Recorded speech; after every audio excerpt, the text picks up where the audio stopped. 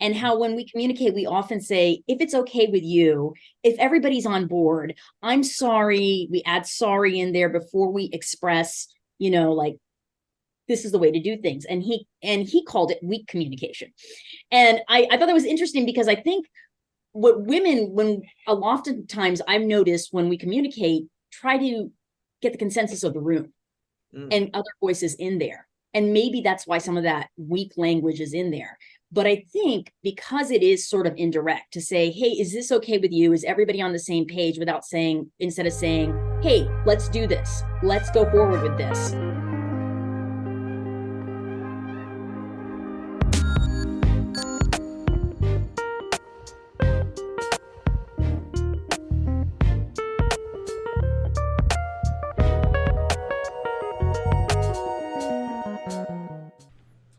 Hello, everyone. Welcome back to another episode of Everything's Okay, a mental podcast brought to you by Crazy Ant Media.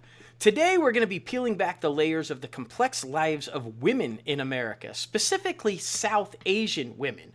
We have the honor of bringing to you not just the stories, but the very voices of 4 exceptional Asian women. As they open up about their personal stories, we'll uncover the highs and lows, the triumphs and challenges, and that have left an indelible mark on their mental health. There's a lot of challenges. If you guys aren't aware, for women, there's a lot of challenges. So we're going to get into this pretty deep. Get ready to be captivated, enlightened, and no doubt inspired as we listen to these incredible stories. I'm prepared. I think I'm going to laugh. I think I'm going to cry, maybe. I cry a lot. I'm sentimental. I'm emotional. But we're going to get into it, and we're not going to hold back. We're going to talk about some controversial subjects, and it's going to get deep. So get ready, buckle in, and let's do this. I want to introduce, it's my pleasure to bring back Miss Chhaya Nene. Welcome back to the show, Chhaya. And she is joined by Sharmita, Sapna, and Tanya. Did I get those right? Yeah. Close. Tanya. I knew that. I knew it. I was going to catch it. So close. Welcome, ladies. How are you guys? Hi, how are you? Great. Doing fantastic. First of all, just for all of our listeners and watchers out there, Logan is feeling a little under the weather, guys. He wasn't able to join us, but he will be back on the next episode, so let's just wish him a speedy recovery. Hope he gets to feeling better. Logan, we miss you, buddy. Next time. And I just want to start off by saying thank you, guys. It's rare that you see men open up and talk about anything with women, let alone women's issues. So the fact that you guys trusted enough to come onto a podcast hosted by men and created by men to talk about women and women's issues, this is going to be fun. I appreciate the trust, and I hope I do a good job and don't let you guys down. But as a single dad of a daughter, I'm very familiar with a lot of the issues that women deal with in this country. It's not always easy being a woman, especially in this world, and a lot of ramifications dealing with the mental health. So what I want to do at first is kind of just, before we get into the cultural aspects of it, because like I said at the top of the show, you all are of South Asian culture, and so that's got its own dilemma and books of problems that you guys probably deal with. And we're going to get into that because I don't think that's nearly a conversation that we have enough. But I want to talk about, at first, the top of the show, just being a woman in general in this country.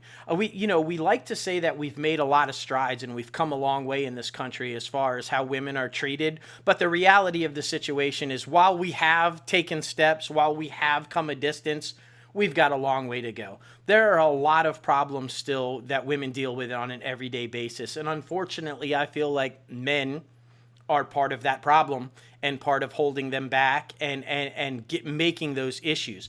So I want to start off in a fun kind of a way, maybe, depends on what you answer with. But individually, I want each of you, one at a time, to talk about what your biggest struggle as a woman, not necessarily culturally, just as a woman, what is the biggest struggle that you are finding that you are dealing with on a daily basis that's causing you problems? Whoever wants to kind of go first. I'll go first.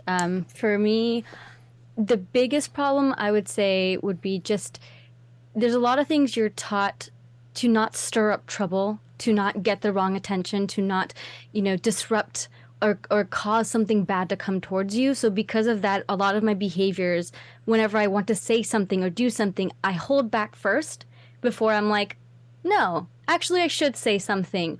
Or I'm having to assess the situation of, is it too dangerous to say something? This is a constant thing happening in my head with every decision I make, even in ones where you would think, oh, that's nothing. Why would you even think twice? But it's so ingrained that no matter what I do, I'm always having a little check in my brain of, can I be myself? Or I know I can be myself. Why am I struggling to just say what I want to say? That sort of struggle is probably affecting every part of my life on a Wow. daily basis. Wow, there's so much there to just even dive into. Okay, next, before we go, let's I get. would like to just kind of go with what Sharmita said. I think Adam Grant, I don't know if you are familiar with his writing. He had an article in a certain, I want to say the Washington Post, and it was talking about how women communicate and how when we communicate, we often say, if it's okay with you, if everybody's on board, I'm sorry. We add sorry in there before we express, like, this is the way to do things. And he called it weak communication. And I thought that was interesting because I think what women, oftentimes I've noticed when we communicate, try to get the consensus of the room and other voices in there. And maybe that's why some of that weak language is in there. But I think because it is sort of indirect to say, hey, is this okay with you? Is everybody on the same page instead of saying, hey, let's do this. Let's go forward with this, which is according to this article I read, and I don't know if that's the total fact, but it's something I've seen in a lot of male communication. It is very much full forward. Let's do this. This is the plan. Let's go for it. Versus women saying, I'm sorry, is everybody on the same page? I hope I didn't step on your toes, and giving those disclaimers first before we speak. And I think that goes back to Sharmita's comment of like, just being able to say, no, this is where I'm coming from. This is my point. And I want to put it out there. And also, if you're soliciting other people's support, not making an apology, making it, hey, this is the idea I have. What can you bring to it? So in reframing the way we communicate is something I think I struggle with as a woman. Yeah, without doubt. There's a theme going there that I'm going to address in a minute as we get through all of you, but there's a definite theme that I'm seeing coming out in those two answers so far. Who wants to go next? I'll jump in here. I feel like I have to justify my existence a lot, and I know that culturally that's also a little tied in, but as a woman, I feel like if I say no, I'll give you an example. Like if you say no to somebody who asks you out, you almost say, if you say I have a boyfriend or I have a husband or I have whatever, then your answer is accepted as valid. When I think that no is a complete sentence, and I think the justifications of being enough is really hard, and that kind of weighs of everywhere, of like in family, in society, in friendships, of this is my answer, that's enough, I don't need to explain myself. And I think a lot of times it kind of ties in with everyone, we have to explain and justify and argue for our place that should just be there. Yeah, I mean, there's so much to add. There's so much to this, me being a mother, of course that comes up about like, once you become a mother, people see you as just this person who gives up your life for your children, and like the balancing of being a mother and being your full self. And, what Sharmita and Sapna were saying about, just being true to yourself and wanting to express yourself the way you want to versus worrying about what other people think or how you come across to anyone you talk to.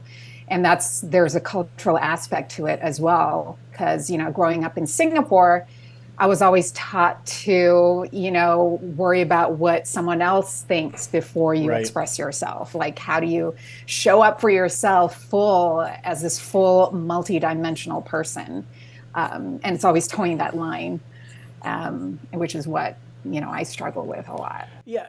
So the common theme there, and it's kind of disturbing, and this, I'm glad we started off with this because we can kind of really jump into the mental health aspect of what that must be like to have to consistently feel like you have to validate yourself, to get that validation from others, and how it must play on your self-worth that you feel like you have to give an explanation for being who you are, right? Just as simple as saying, I don't want to do something, you feel like you have to apologize for that, as if somehow you're less worthy because you said no to something, or that you have to give reasons to be accepted because you say this or you want to try that. That is disturbing to me. You know, as a man, I can honestly tell you, there's not a single point where I go in and say, I want to do something or I don't want to do something, and the next thing out of the other guy's mouth is why. It's not even a thing. It's just like, hey, I don't think we should do this. I'm not in on it. End of discussion. We move on. That's disturbing that a woman feels like she has to give a reason why she's saying what she's saying, whether it's in favor of something or whether it's against something. That's really too, because I feel like that's a big aspect and a mental health challenge for a lot of people, but now specifically getting into this, women having to somehow validate your worth as if you belong there, you belong in the conversation just because you're a woman. And it should definitely not be like that. And yet I feel like society today puts that burden on the woman.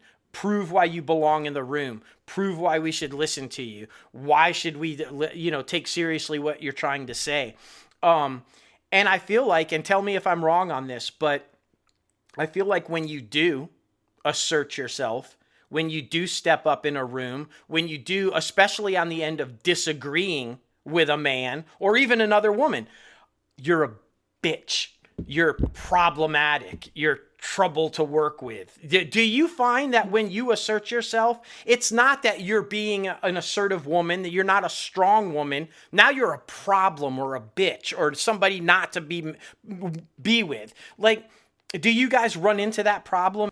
I think personally, the word bold is used. And I really hate it because what you're saying is you're envious or you can't do that. Or, it's this othering that I really dislike when someone says, oh, you're so bold for that decision. Right. I'm candid. I'm open. I'm pretty blunt with my thoughts, I guess. I don't shy away from that, but I've also known that gets translated when someone's uncomfortable into the bold language. And for me, it's like, okay, I used to be offended by when I used to be hurt of like, oh my God, am I doing too much? But then that speaks to standing in your power and standing in who you are and what you know your truth to be, I guess. Yes. So for me, it used to hurt a lot because that's also people pleasing, right? Like we go back to wanting to be liked. We go back to wanting to make sure everybody is comfortable. But I think a big thing for me personally this year was realizing that I don't have to people please and I can still be liked. I can still like myself enough to be like, this is what it is. And if we work together, great. And if not, that's okay. We can keep it moving. And I found a lot of peace in that this year. Personally. And the back half of what you just said is, I think, critically important for anybody out there listening. It's okay not to be liked. If someone doesn't choose to like you for who you are, that's good. That's fine. Let them exit the circle. Let them not be a part of the life. That is okay. I feel like a lot of people run into that like, oh my gosh, I lost a friend today, or oh my gosh, this coworker doesn't talk to me. And it's like, that's okay. It's completely okay to stand your ground, be yourself. And if that means losing somebody from your circle or having to cut somebody off from your life, that's okay, because it's more important for you to be healthy and happy than to worry about whether they approve or disapprove of who you are, right? When you speak your truth and how other people respond to it, that's right. It's not your responsibility how they react to it. It's on them. But speaking your truth is the most important part of this. Absolutely. Absolutely.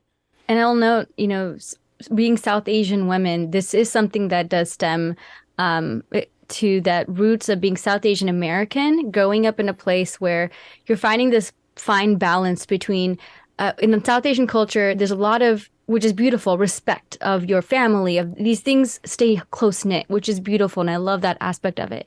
It also comes with the side that's, you really have to care what everybody thinks. Mm-hmm. And you can't, before you even think, what do I feel about it? It's, well, what will they say? What will this person react to it?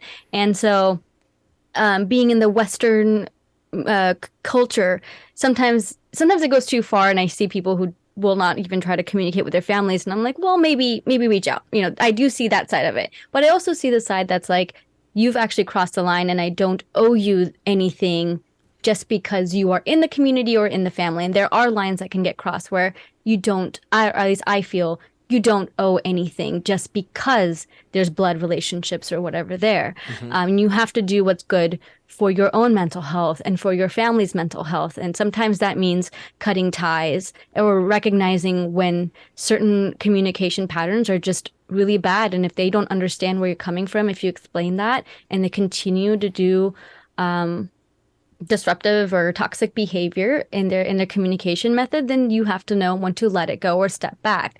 And so a lot of my life was unlearning a lot of that and trying to, like, I am in a good place now where I actually do not care what the community's opinion about what I do is if it doesn't serve me. If I feel okay with something, then I'm okay with it. And the most I extend it out to is making sure I brace anyone within the people I love about something. In fact, if I feel like they would want a heads up, I will give that. But I don't make the extra effort to make sure my community is okay with my life decisions. As long as I'm okay with them, I can live with it, you know? But I actually am kind of the opposite of Chhaya in the word, but same. She gets bold and she hates it. I get nice and I hate it. Ooh, yeah. I hate the word nice, and I get described nice all the freaking time. And I can come up with so many other words to describe me, especially if you know me, than nice. That to me is rude, it's lazy, and it's just, once again, it makes me feel like, oh, I'm just a people pleaser and you can walk right over me.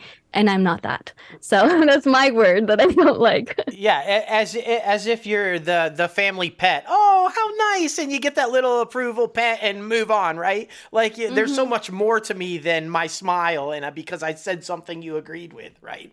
And you know, part of that though is the going back to when you said it's sometimes the toxic behavior comes from the family. And that makes it difficult to have to cut the family out, right? It's like sometimes I feel like a big challenge for a lot of people. And I can only imagine even now, like as a parent, I've had to cut people out of my life because they disagreed with how I was raising my child. And I'm talking about family. And I'm like, but this isn't your child and this isn't your path. I'm raising them this way or that way. And it's a difficult thing when you have to cut off a family member, but you have to understand that realizing that toxicity and knowing that that's a bad thing for you and your mental health and your family. And, you know, you have to understand that. You have to be brave enough to say, I'm sorry, I understand we're family, but I got to let you out of here. I got to get rid of you for a little bit because this is hurting me, right? You have to be brave with that, regardless of the consequences. So, and also, difficult. like, well, first of all, we have often huge families. Yes, yeah. So like a lot, like 20 relatives that all have kids now, and then da da da da. And you don't. I mean, if a lot of them live in India, which is my case, it's not even like I speak to them all the time. But their opinions still matter. But I don't speak to them all the time, so I almost feel like I don't know them that well. Yeah.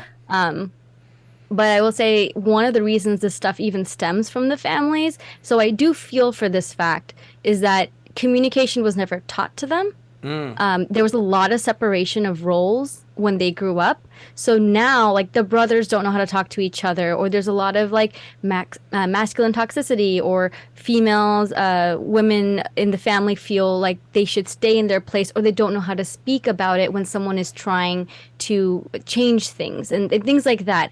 That's kind of why it stems from there. So the good thing is if people actually continue to make that effort now of starting that conversation and learning good communication skills, maybe it'll naturally and organically become better for the future generations. Yeah. But that's what it's stemming from. So I see it. It doesn't make it right, but I do see where it came from.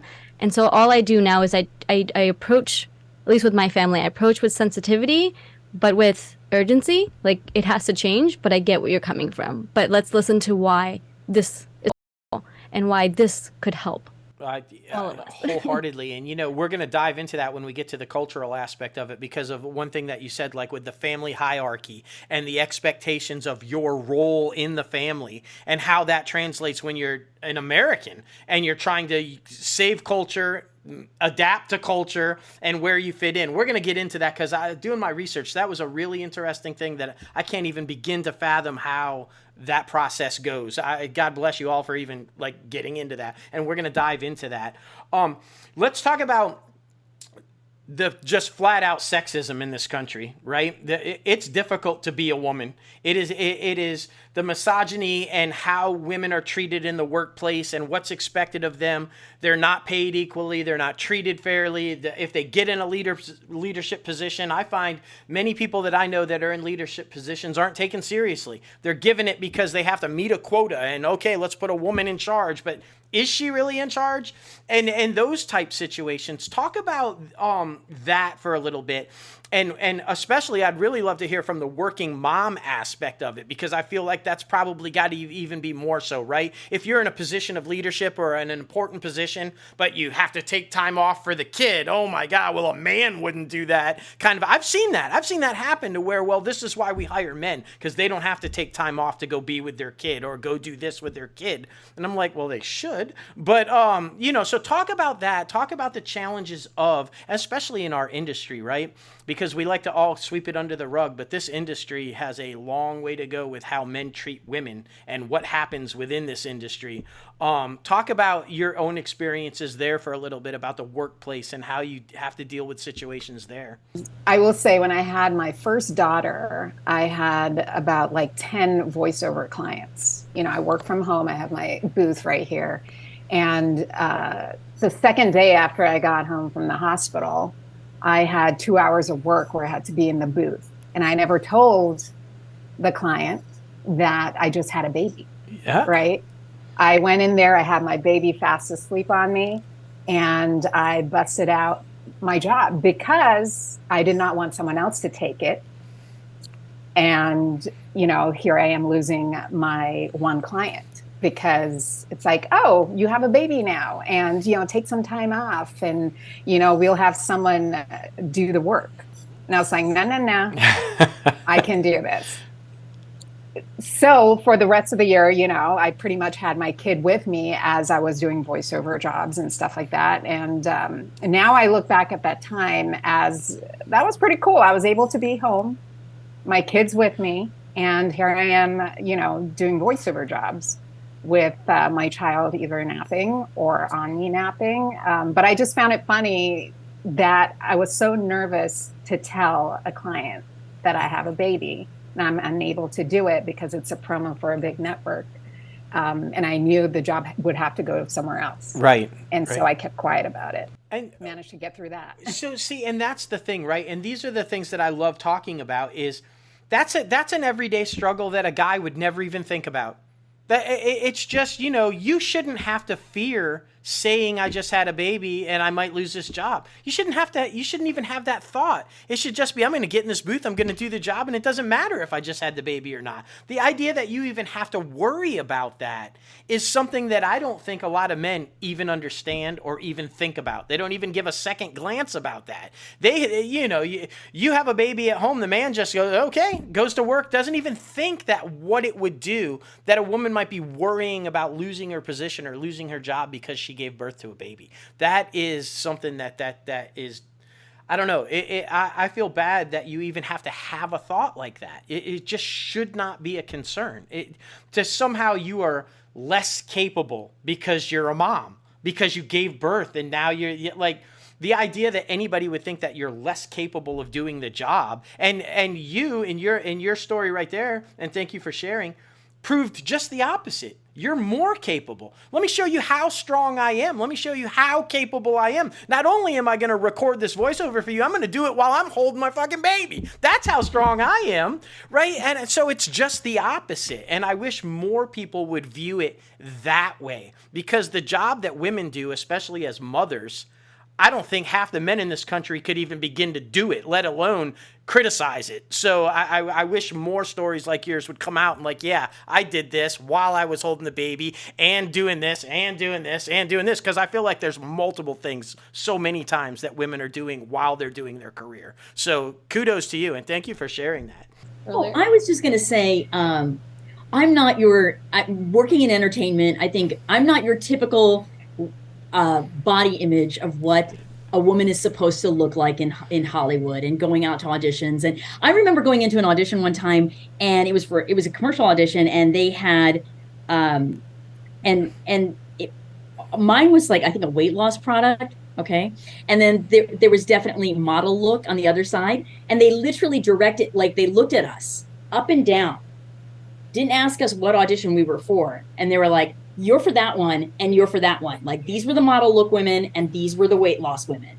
And so things like that happen all the time where you're judged on your appearance before a word even comes out of your mouth. And that's just entertainment. That's just part of it.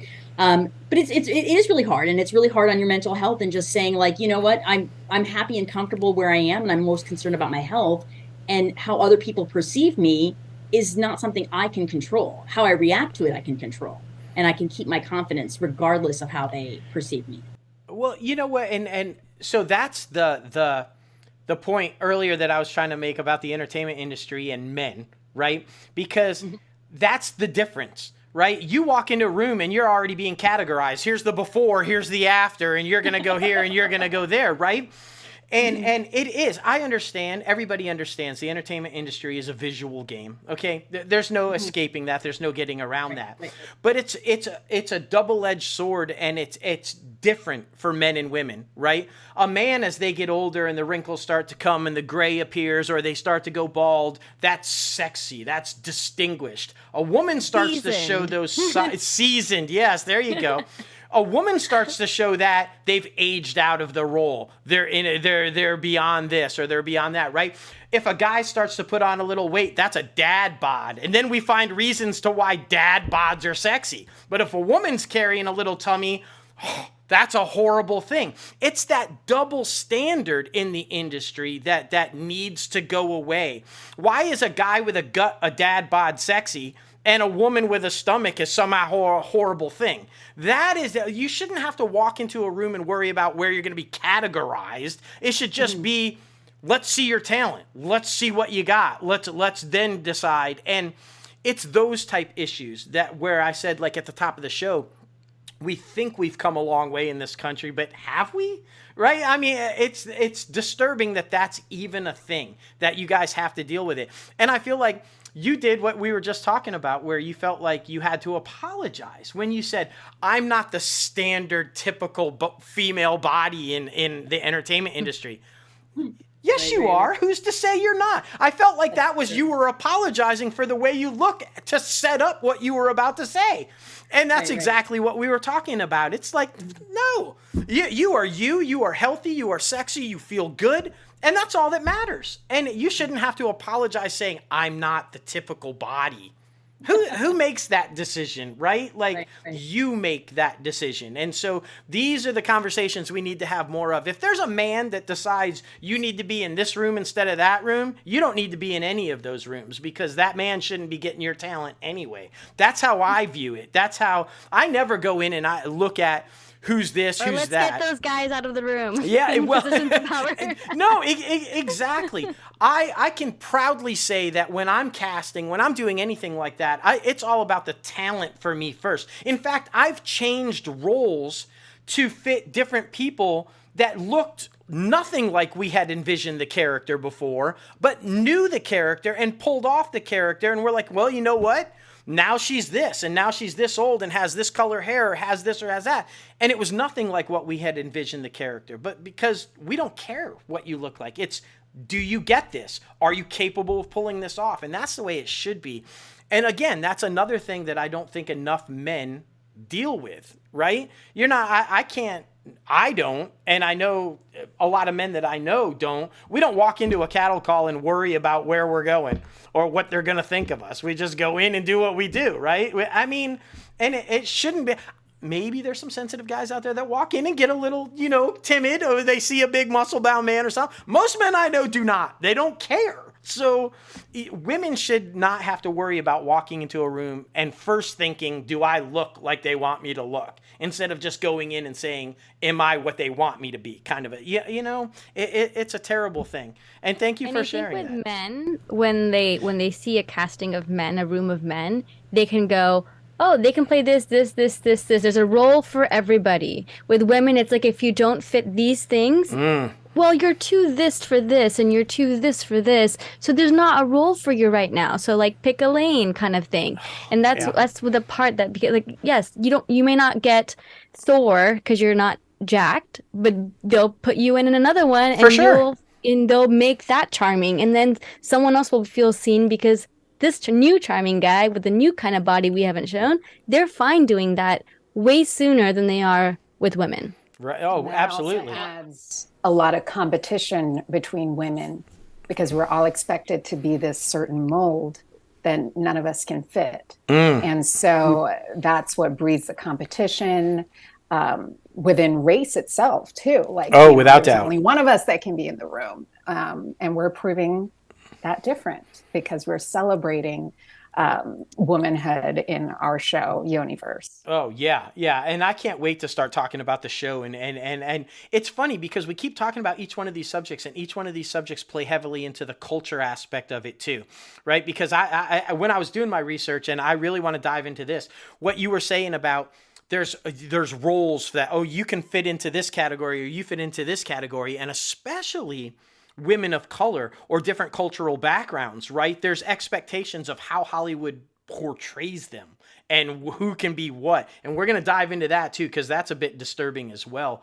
But the trend keeps going back to validation, validation, validation. Like women are constantly having to prove themselves, not just to men, but to other women and to like whoever they're in the room with. They're trying to live up to this expectation that society has put on them. That I can't even begin to fathom what type of a mental challenge that must be to every day wake up and feel like you have to validate your worth to somebody every time you walk in a room. That's got to be like just so hard to deal with on an everyday basis. How have you guys started to move past that and find that self-worth and that courage to say, you know what, I'm not going to do this anymore because I know my worth and I'm going to walk into a room and own that room? How have you guys started that process of trying to get through that? I think honestly, this play for me has been a lot of that, like writing my poetry for this and saying, like, these were things I was afraid to talk about, but I'm not anymore. And having three other people who support and have their own stories and uplift that. And the fact that there were four women, like, kind of touching back on something else we talked about, I remember asking a question at a town hall of like, why can't we have two brown women as leads? Why do we always have to justify that, okay, we have one brown, so now we have to have somebody Caucasian just to support movies? It doesn't make sense. We have seen so many examples of different shows that, like Abbott Elementary, movies that can stand on their own. So why do we need to justify that it's good because we have X person, or you need X person to make sure that you can get the funding? And I think moving past it, this show really is a beacon to other people to say, you have four strong women with way different backgrounds, way different like storytelling devices, and it works. We are the proof. You want the proof? Here you go. What else do you need? And I challenge people to do stuff like this. There's also comedy troupes that we've seen, like South Asian AF, other groups that we know. They're doing it. They're all South Asian. I think the more time and chances that we give to these groups and to see four of us do it together and uplift each other, that's the change. That's the marker. And I think that's something to be celebrated. Oh, absolutely. And you know what? I think the reason, and it's an ignorant reason at that. And so this is a good segue into the cultural stuff. I think the reason for that is, why can't we have two brown leads, right? Because there's a stereotype associated with it that if we have two brown, they're the same. Because obviously all of you are the same, right? You can't possibly be different. So how can we have both of you in this scene? And that's the problem. That's their mentality. We can't put two brown leads because they're exactly the same and we need diversity. Or the fact that you're putting people in for diversity's sake. You should just put the best person in the role. You shouldn't be worrying about filling your diversity quota, like you said, Chhaya, to get the funding or to get this or get that. I don't care if it's full of brown women or no brown women or purple people or green people. If you're the best person for the role, you should get the role, period. And I think it's ridiculous that they even have to go to that thought process. But the stereotyping. So this is, I want to kind of dive into that, because I think going into the cultural aspect of it, and doing my research, it was a kind of this disturbing kind of a thing. And then because I started realizing, going back and like the movies that I watch or the TV shows that I watch, and how this is actually portrayed and how these numbers I can see that maybe the entertainment industry is not only fostering, but in sometimes forwarding these stereotypes and making this what people think in society, that this must be the truth. This must be how it is. I mean, so the fact that generally Asian culture, especially women, tend to be very feminine, and you're submissive and passive and affectionate, and you yield to your man, and you're not supposed to be assertive. That this is generalized, that all women of color, especially from Asian or Indian or background, that's your role. That's what you're supposed to do. There's a hierarchy in your culture that man is man and you're the woman. Your job is at the house to be submissive and to raise the kids and to do this type thing. And I feel like that is heavily how you are portrayed in the media. If you go and you watch movies and you watch TV shows, how often are you guys actually portrayed like that? And that's disturbing, because it's so much more than that. You should be able to celebrate your culture and the things that are wonderful about the culture without having to feel like you're being portrayed as this is all you are, is this. Another disturbing trend that I saw in the research that I was doing is that coming from the home, especially if your family is from the region and you have moved to America, not born in America, but have kind of moved to America, and you're adapting to the culture, that domestic abuse is very high. That somehow if a woman goes out into the world and starts bringing home more money than the man, that there's an issue at home, that it causes problems at home. And those numbers are disturbing to me, to see the rate of separation in your culture. From adapting to an American culture, or having the woman be stepping outside of the role. I want you guys to talk about that, right? Because I feel like you're proud of your background, you're proud of where you come from, you're proud of your culture and who you are, and yet you're constantly being, well, this is how they are, this is what they're supposed to do, this is how they, so talk about that, because I feel like there's a lot of that.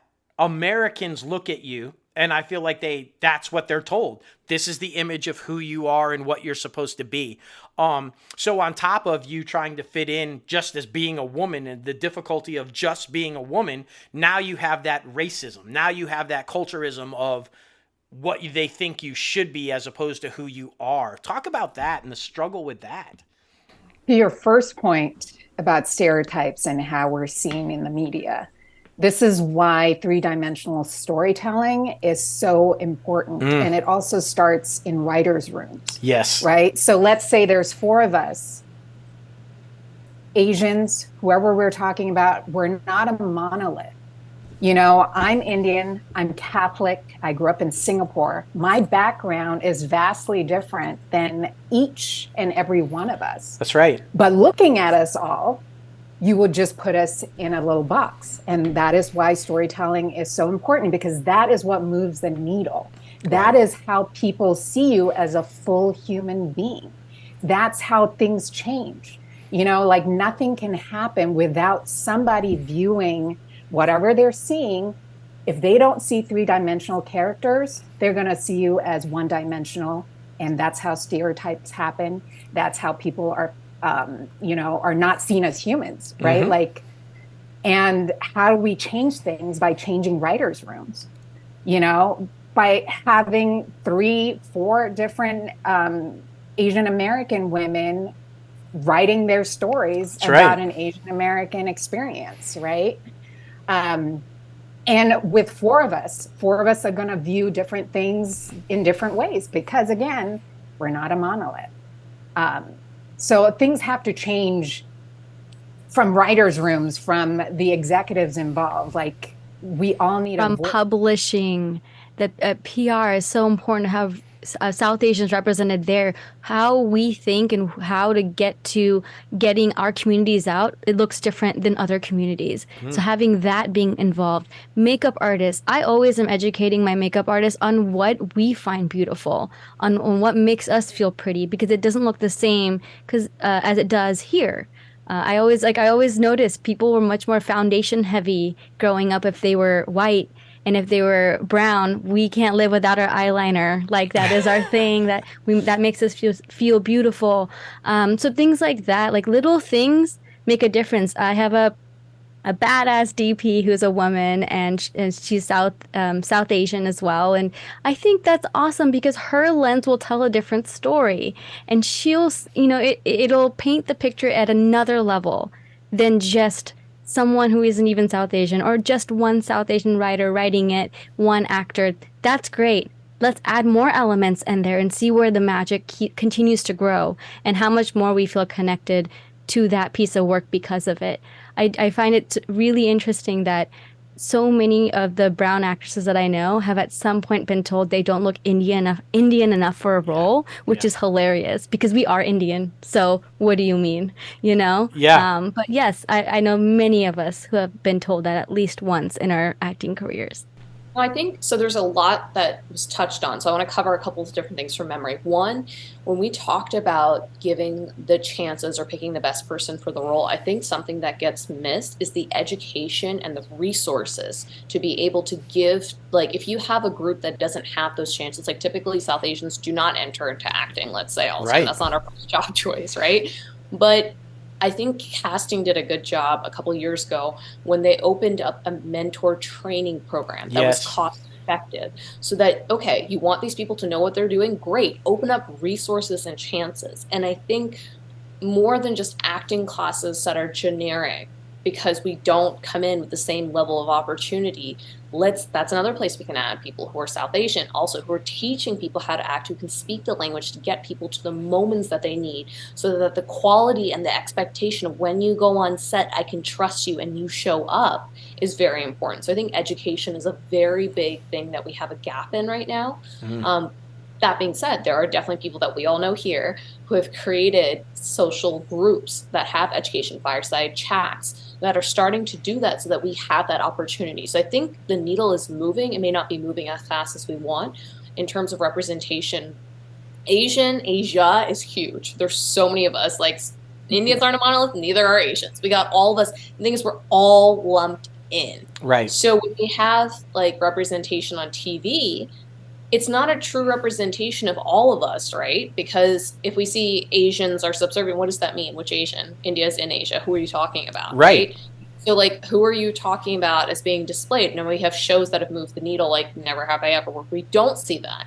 But that's one show of how many that are in production. And also, that wasn't all of our experiences growing up. That's one woman's experience that was very different than mine.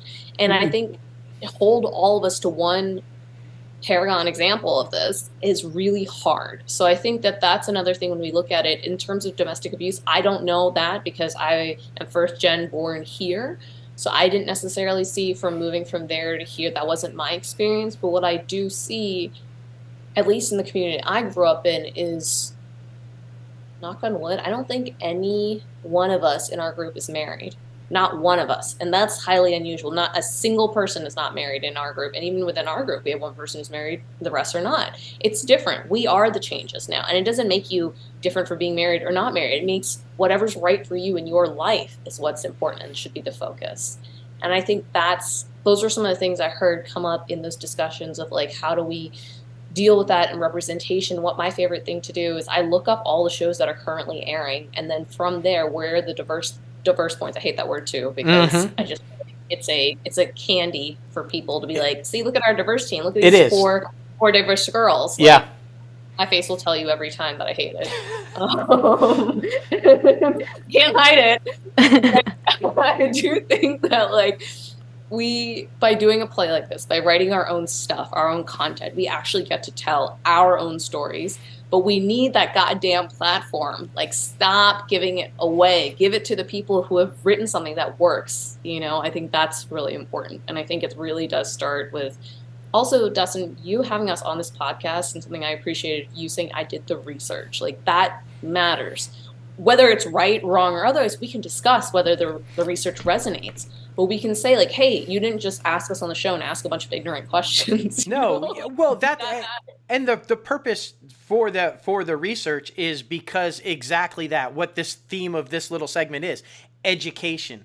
you can't come into it ignorant. It's all about educating yourself before you make a decision on a topic, right? Yeah, it happens, and not just in this, but in anything, politics, life in general, whatever. There are so many ignorant people who don't take the time to educate themselves, but are the first ones out there with an opinion to say something that they know nothing about, right? So I never want to be that person. I'm that guy that will read everything I can find to make an educated decision, and then I'm also that guy that wants to be called out if I'm wrong, because part of that is what is out there that's misleading, what is not accurate. Let's clear up those misguided and so that we can get accurate information out. And it's about starting conversations. That's why I was so thrilled when you guys wanted to come on, because it's about having these conversations. And I'm thrilled that you guys are doing this play and doing this platform, because I feel like when we talk about this all the time on our other podcasts and on this one,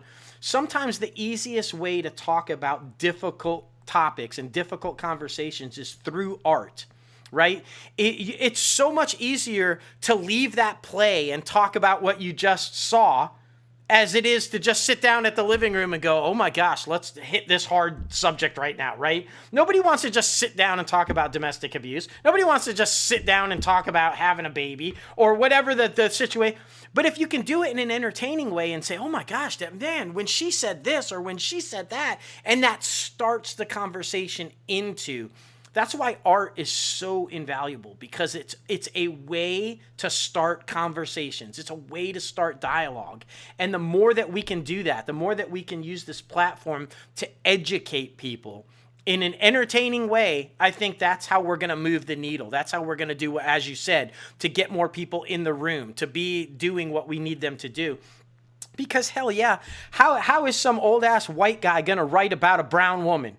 You've never experienced anything this woman has been through, but you're the showrunner? I don't even understand that. Let's get a woman in there. Let's get a brown woman in there and have her write what she knows. Like we do need more of that. We do need that education. We need to do those things, right?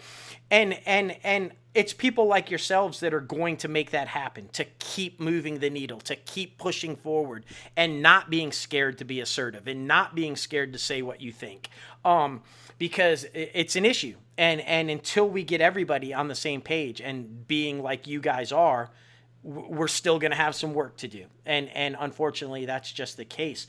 How do you guys feel about when people look at you, like what you were saying, Asian and, from Indian and Singapore, Ohio, wherever you guys are from, it's all different, right? How do you feel when you're generalized in the public or on TV or in movies? It's like, oh, there I am again, and that's nothing like me. I would never do this. Like, for example, everybody was praising Miss Marvel, right? Oh, and yet immediately there were people coming out and go, there's too much of her over in India. There's too much of her over in this or that.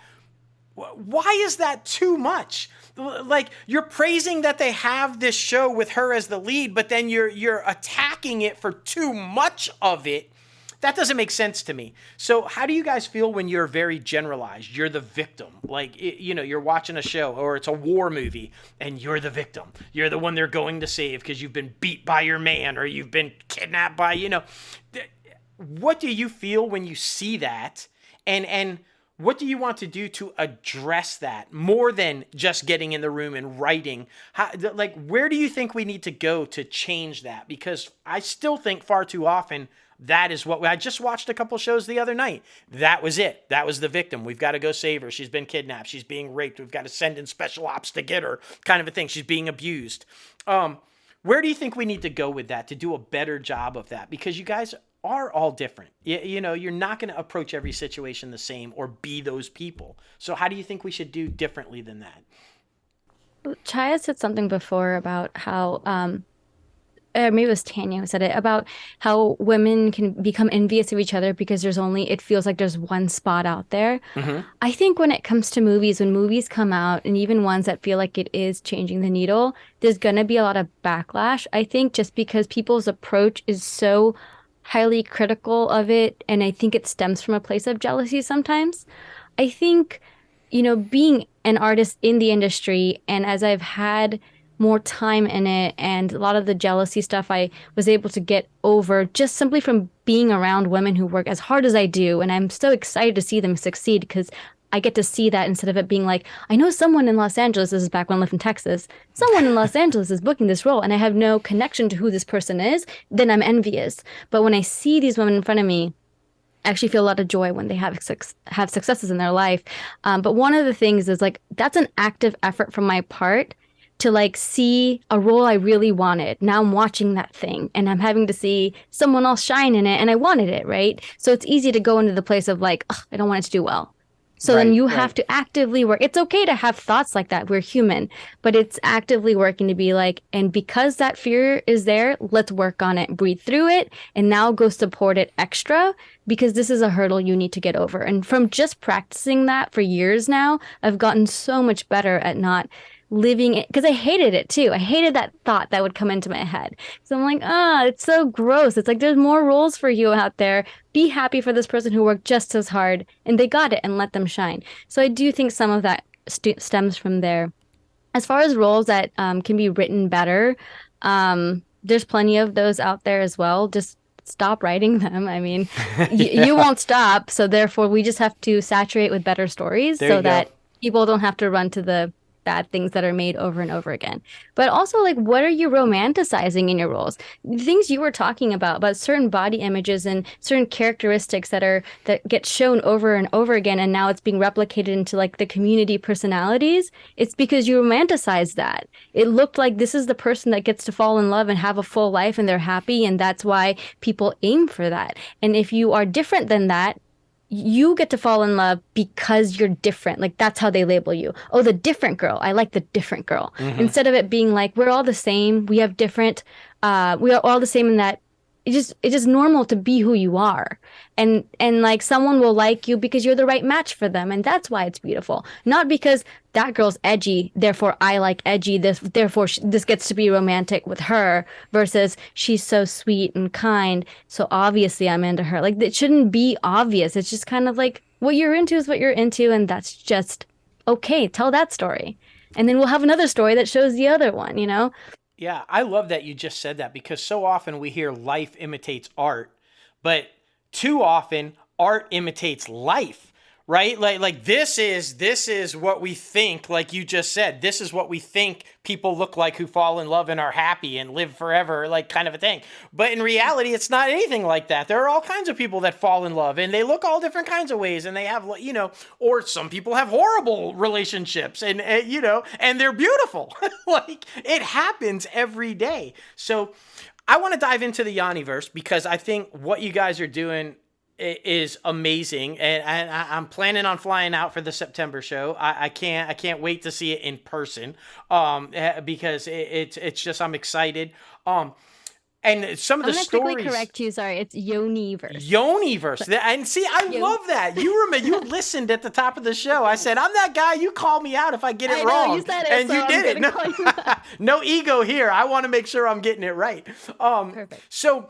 I love it though, and the stories that you guys were sharing, I'm real interested to know how you chose what you felt like you could open up with, right? And what you felt comfortable sharing with the world. How did you guys go about choosing, okay, this is me, I'm going to get up on stage and I'm just going to open this up and I'm just going to let that out there for the world to see. What was the thought process behind it, and why did you choose what you chose to share? I think for me, it was things that made me who I am. And so it was all pivotal moments in my upbringing and pivotal moments as an adult that makes me who I am. And so part of it is accepting myself as queer and coming out to a South Asian family that wasn't accepting of it. And this just reminds me, I think we've been talking about images in the media and just something. Anisha Ganatra made a film called Junkie Punky Girls. It was one of her first shorts. Mm-hmm. Really great film. And in it, the main character is Nisha. She's an Indian lesbian. And at the end of the movie, a couple of Indian girls are eating some Indian food. And then her queer friends are together, and they're white friends. And they're like, we're going to go get hamburgers. And she decides to get the hamburgers. And she leaves the Indian food and her Indian friends behind, because it was like a choice.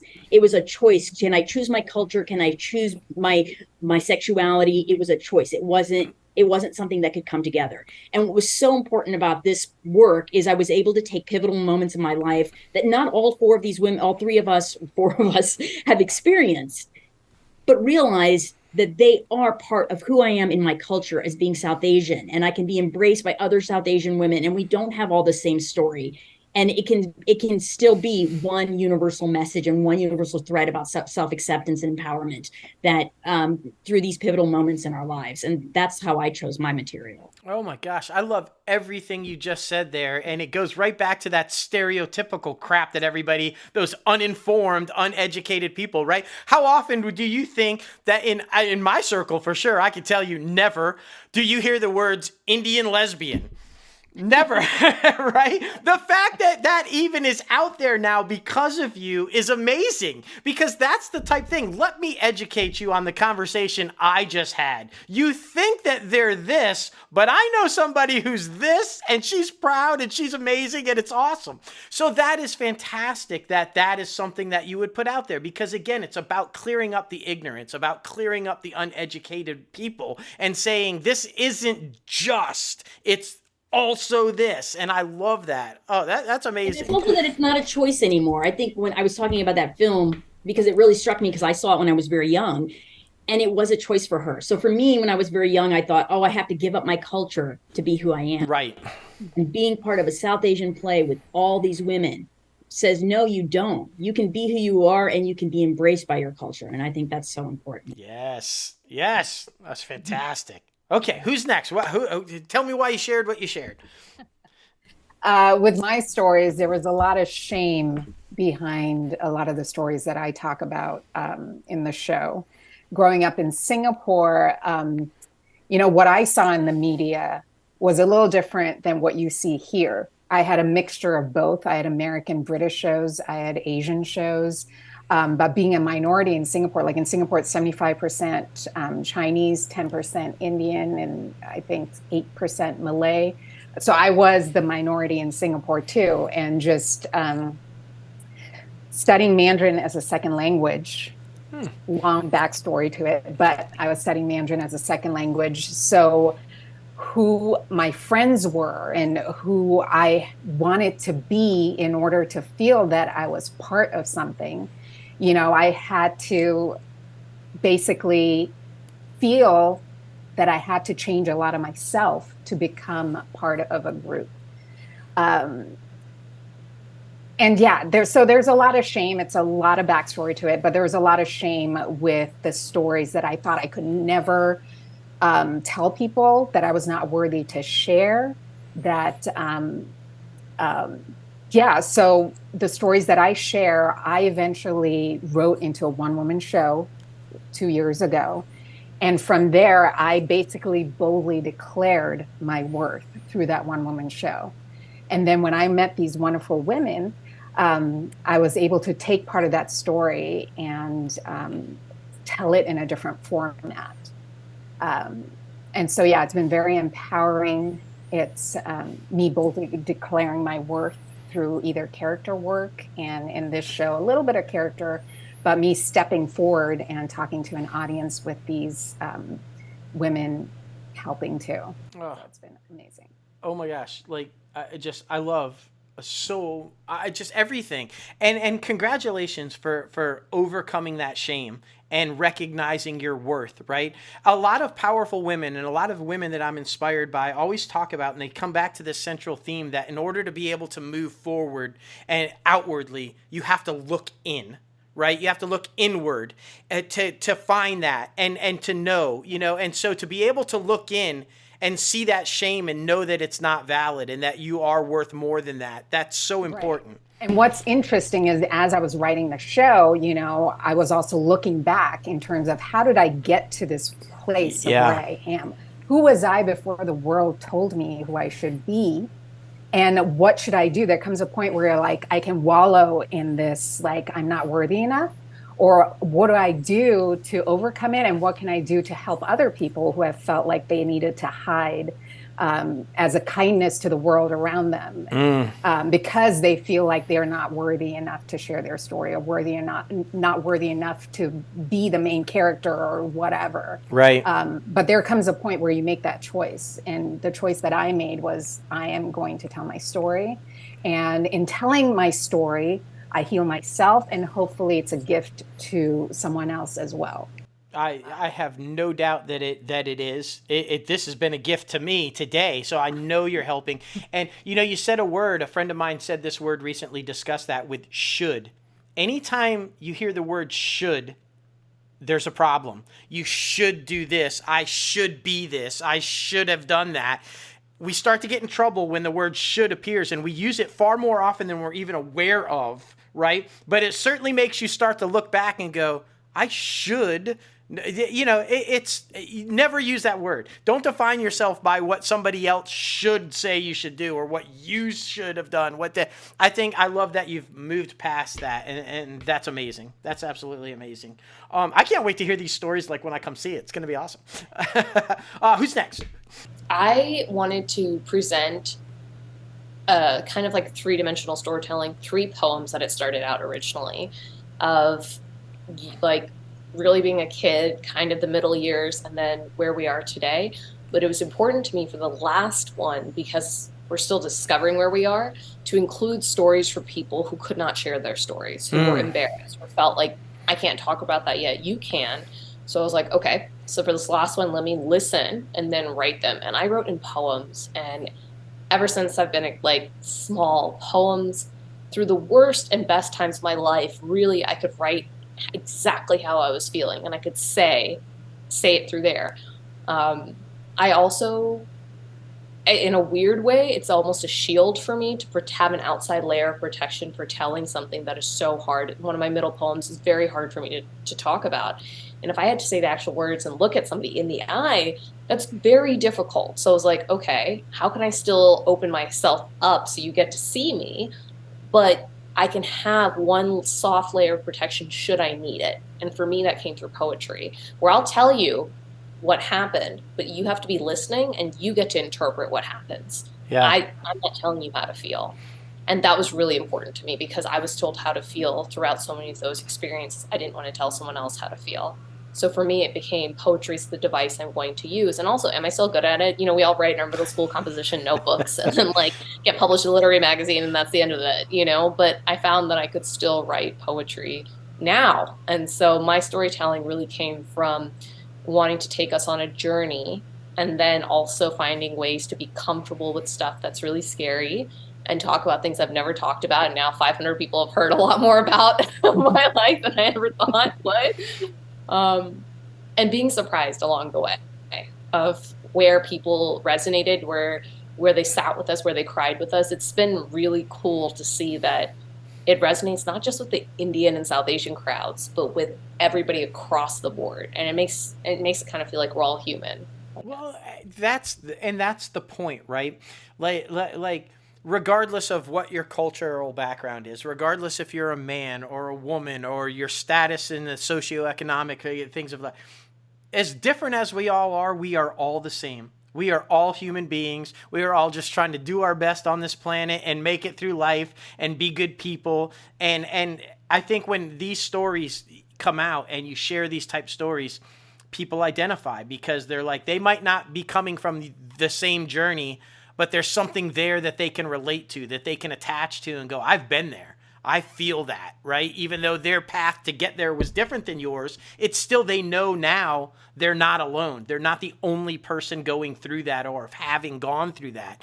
And like you said, you write for the people that are too scared still to say their story. But the help that you give them, knowing that they're not alone, maybe that's the step they need to have that courage to come and tell their own story, because someone else was courageous enough to tell theirs. And I think we need more of that, because that's how we help each other, right? We have to let everybody know you're not alone, and we are all in this together. And undoubtedly, whatever you've gone through or are going through, someone else is too. And you're not alone, and you don't have to face that struggle by yourself. I'm going to ask this, and if you don't want to tell me, we don't have to. We don't want to go into it. But I'm very curious as to which one of you went through the domestic abuse. Well, domestic abuse is, I grew up in a family with domestic violence. Okay. I talk about my parents. Okay. Yeah. So, yeah, that was part of it. It, And I mean, it's a disturbing thing, right? Whether you're the victim yourself or whether you're being exposed to that, that's a difficult thing to move past.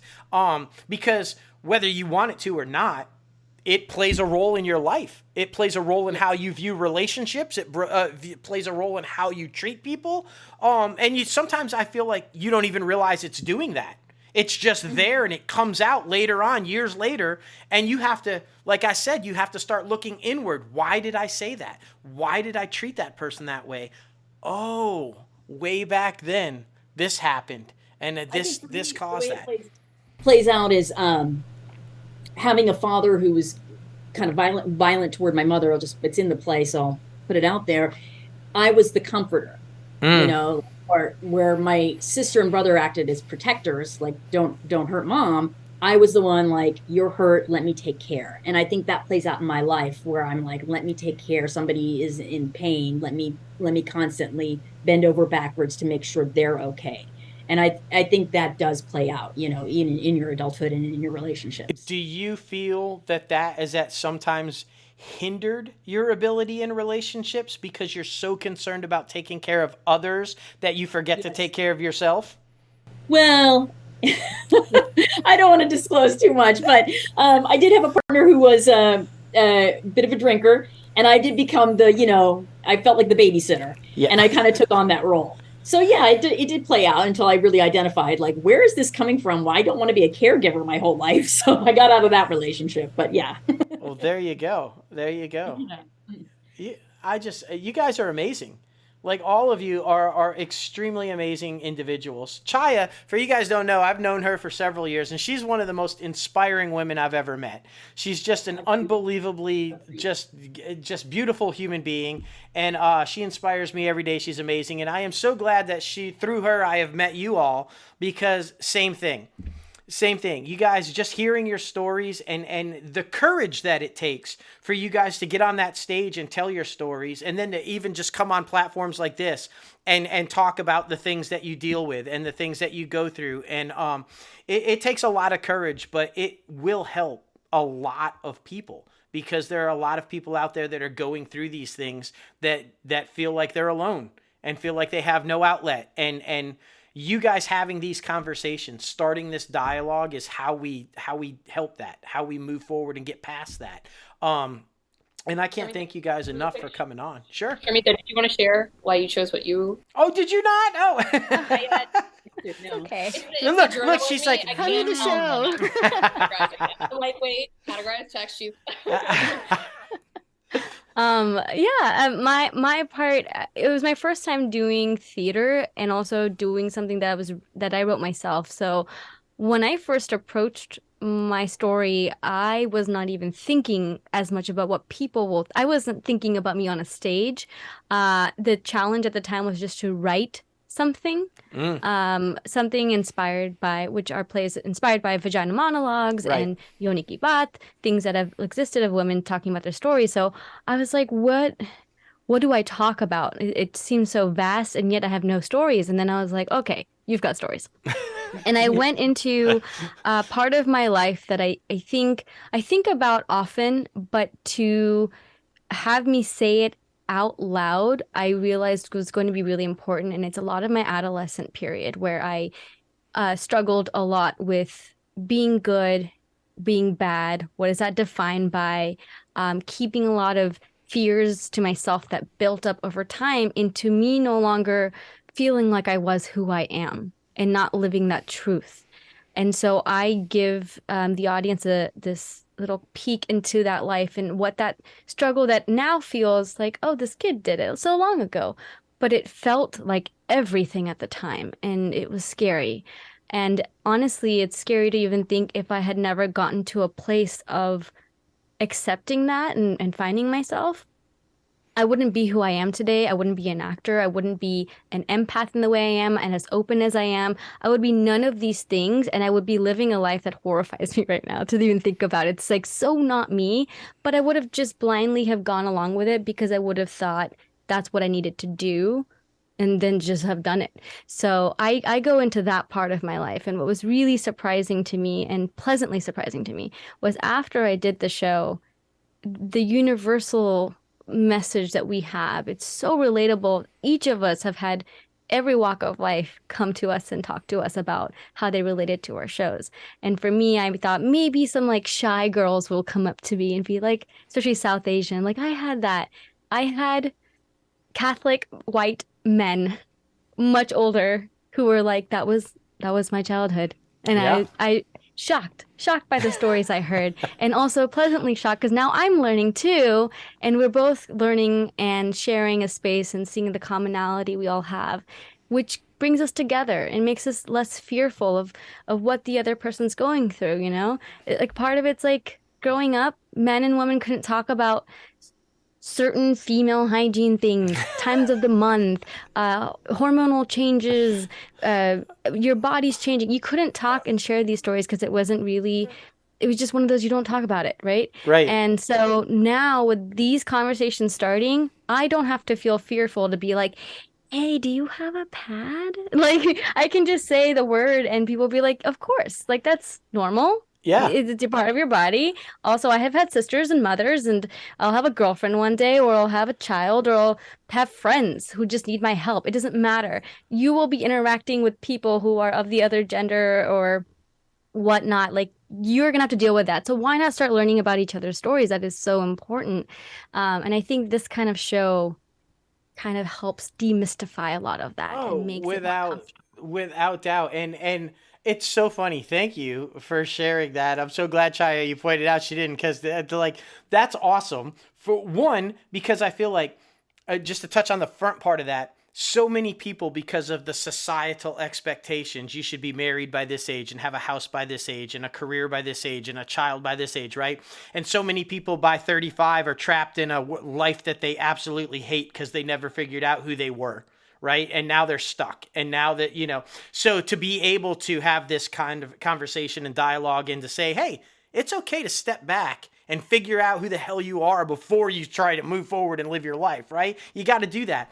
And second, the as a single dad, I appreciate the story of, because I remember my daughter at first was terrified to ask me to go buy things like that at the store. She thought I'll just wait until mom gets, kind of a thing, because she was like, I can't possibly ask dad to do that. Dad doesn't know anything about that, kind of a thing. Because there was that stereotype of, oh my gosh, you don't discuss those type things with men. That's like, they don't understand, And my poor child is bleeding. Just ask me. I'm going to go get you some, So it's funny though. It's little tiny things like that we can all relate to, right? So it may be a story being told by a woman about a woman's childhood and about this experience, but you know what? You just connected with a man, because I went through that and I know all about that. So, I love that. I love that it's transcending all different types of cultures and races and genders, because that's what it's all about. Like you said, commonality and learning that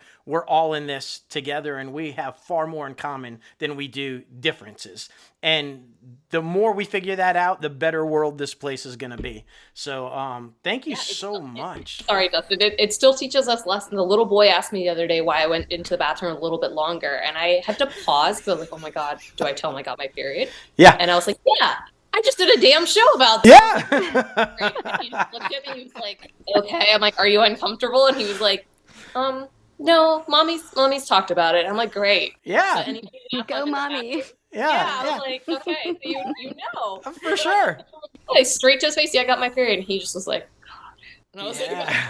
maybe but it's important we do this. Our own show keeps teaching me to not be shy about that, which is really funny. I mean, we're all humans, right? We should be able to talk openly about anything, about the body, about sex, about relationships, about parenting, about why should we be uncomfortable talking about anything that is just normal life, right? And My I feel bra like strap came undone. Kidding. Yeah. Just talking about anything. No. I mean, it's like we hear like often about like, oh, men in the locker room or whatever. Women's culture, here's the thing, is like we didn't talk to each other about things about our own bodies, which is so scary to me to think about that. Like we're so shy about saying anything that I think I was in my early 20s, maybe late teens, early 20s before I was actually having full conversations with women about not even everything yet, but little things like, very small. What brand of this do you like? Oh, these are starting in my 20s. This should have started well before because puberty started well before. But it just wasn't a comfortable thing. And there's this fear of like, you're going to get judged, or what if you're the only one with this thing going on and they look at you funny? You don't know, but that's just because we didn't make it very normal to have conversations and be normal and open about that stuff. If we did, it would change all of our lives sooner. We would find ourselves probably where along the timeline of all the confusing things of puberty anyway, but you'd find yourself sooner in that process rather than learning everything, think you've got it, and then being like, oh, backtrack. Yeah. Well, and the So much harder to do. familiarity with that and being able to have those type discussions and how that plays out into the future. Can you even imagine if you're a woman that's so uncomfortable talking about her own body or things that are happening with her or her sexuality or anything to do with that? How do you even enter into a relationship when you don't even know yourself? How can you have a sexual relationship with another person when you don't even understand it about yourself? And to feel like you can't have those conversations, that's going to be all kinds of problematic. It's not the time to open up to that person you're starting the sexual relationship going, I don't have a clue, do you? Like, I'm really uncomfortable with this. Not the time. You touched on a really important point, the whole sexual relationship. And there, every article out there goes, you need to be comfortable talking to your partner. You get to say what you want. You need to, but in that space, there's that fear. What if I say something and they see it as a rejection? What if I say something and that just ends everything, or they'll never try anything again because they think I'm saying they failed? There's just, those fears are real. Yeah. And also the generation that'll never experience it. Like, our parents, our mothers, our grandmothers, like we had our mom's grandmother's family, different people come to see it. And that's such a treat because I guarantee I'll put money down that they did not talk to their mothers and be like, can we talk about the sexual relationship and blah, blah, blah, and if they did, it was probably either shut down or moved along or dismissed. And it's ironic coming from a culture that has the Kama Sutra that we don't even talk about. Like, ironic to me. Yeah. So and also, Bollywood films often at that time period when they were growing up, not now, it's changed now, but it used to be where sexuality was from the husband. Right. The woman cannot be the one who's really wanting things and showing that over and over. And they might be okay with it if they're in a flirty stage of their life, if they're married now, they might be okay with it, but it's more like acceptance of your desire. And I think that really messes with just in general, that whole like, it needs to come from you. Any idea needs to come from you. And if I assert myself, then that's too much, That's what comes from something like that. And also, it's a big lie. Women are very sexual. And that's something I discovered way later in life from women being like, why do they never show that in movies? Why is it always that men are horny? Like, that is, we're all in that boat. Well, speaking from the man side of that, I feel like there's a lot of ego attached to men, right? No man wants to admit that he's not quite sure what he's doing. And the last thing he wants to admit is that he needs a woman to tell him how to get it done, right? So I feel like men need to learn to open up as well. It is okay. I would rather have you tell me, I can't believe I'm sharing this, but I would rather have a woman tell me, that's not quite right. Can you do it this way? Because in the end, isn't it about making sure it's all good? I would rather make sure that is the case. And if that means she has to tell me to change it a little bit, I would rather that than have it be over with. And she's like, oh, yeah. And then goes off and says, oh, my God, that was horrible. Kind of a, you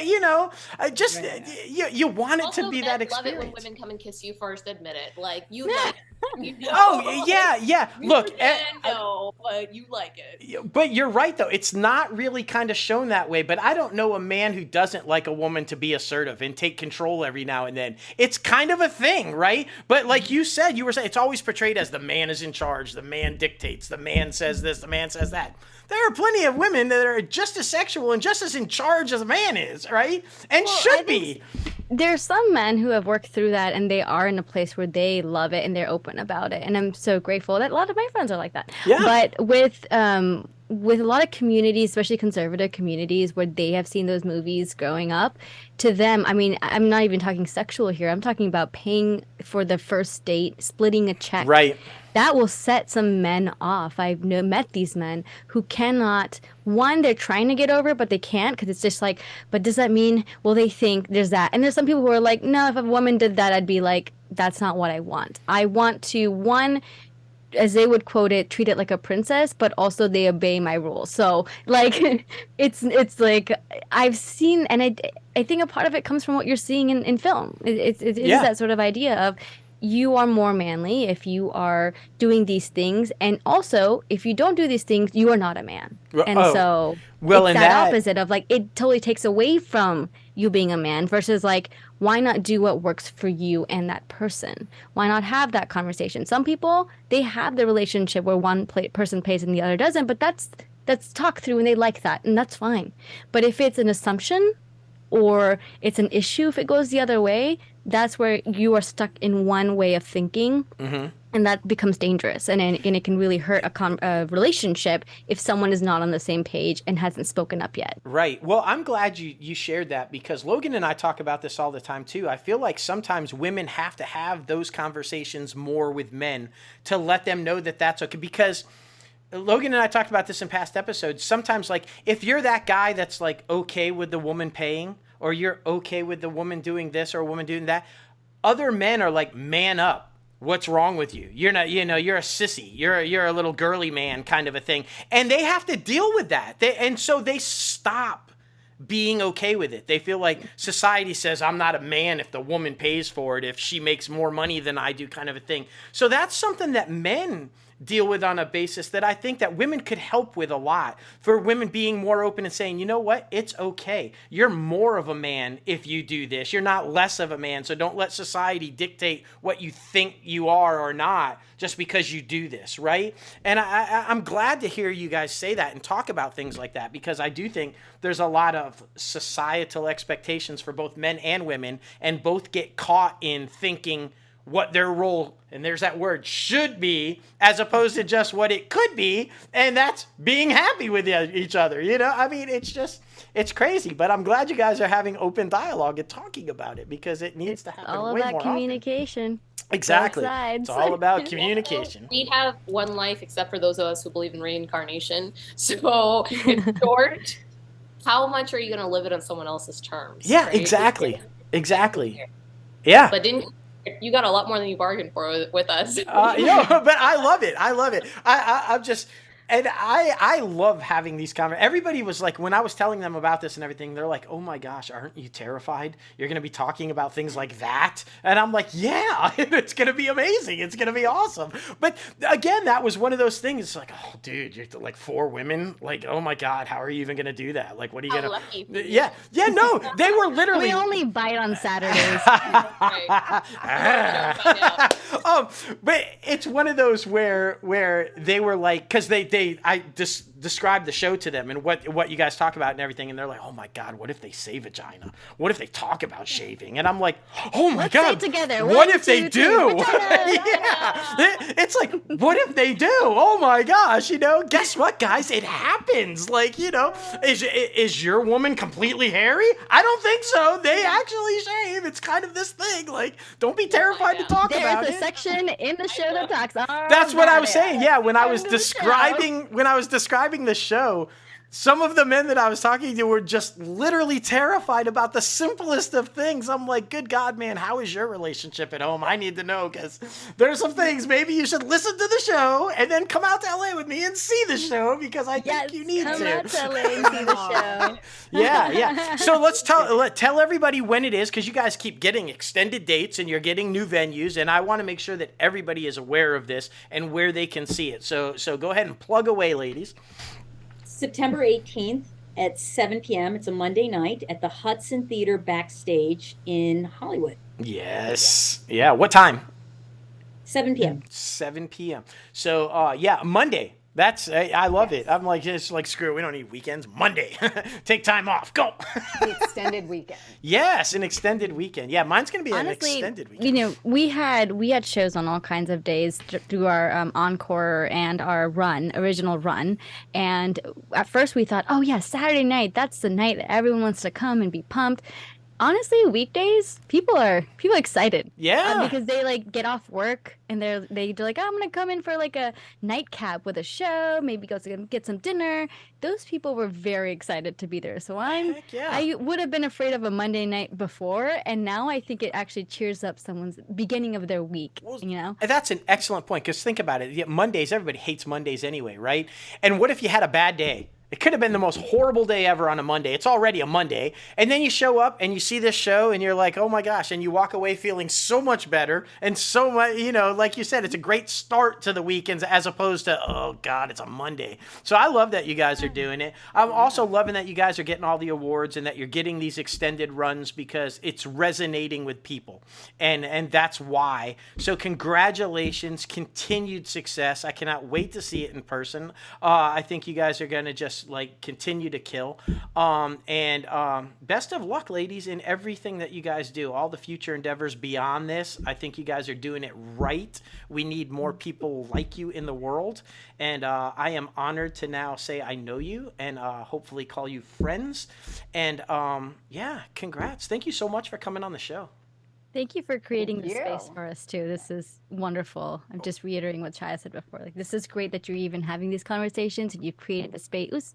You created space on a show created by a man, written by a man, for women to speak and say their stories. That is how you make things happen. Yes, well, whether I'm called sissy or not, I'm gonna do it anyway. Wear it with a badge of honor. Yes. Badge of honor. Yes. You on the show and outside the show are an excellent human being. So it's not hard. Stop. I'll send you the check. Are you ready to cry yet? Yeah, no. Keep going. No, I'm kidding. I love having these. Yes, yeah. I love having these conversations with women, though, and I love that women like you exist, because, like I said, I have a daughter, and she's young. She's about to get married to my absent co-host, who's about to be my son-in-law. But to know that there are women like you, and for her to be able to look to and listen to and see, it's a wonderful thing. Because I feel like there are a lot of young women out there who are struggling, who need to see women like yourselves and hear the stories and know that you're out there and that they're going to be okay. And it's because of women like you sharing your stories that these young women will know that they're okay and be able to move forward and have the lives that they're going to live. So thank you for that. And I can't wait for my daughter to listen to this one, although she's going to say, Dad, you shared way too much. Like, what are you doing? Well, yeah, she'll be so embarrassed, but that's the best part. Embarrassing your kids. By the way, if you're not a parent, when you become a parent, it's all about embarrassing your kids.